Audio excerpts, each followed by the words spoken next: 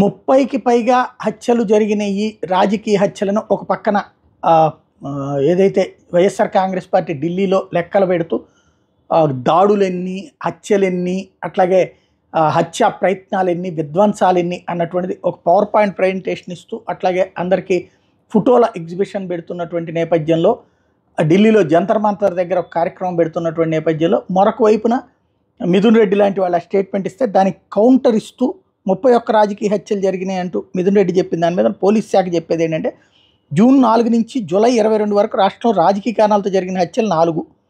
అందులో అనంతపురం జిల్లాలో 2, గుంటూరు జిల్లాలో 1, కర్నూలు జిల్లాలో 1 జరిగినాయి అని చెప్పొచ్చు.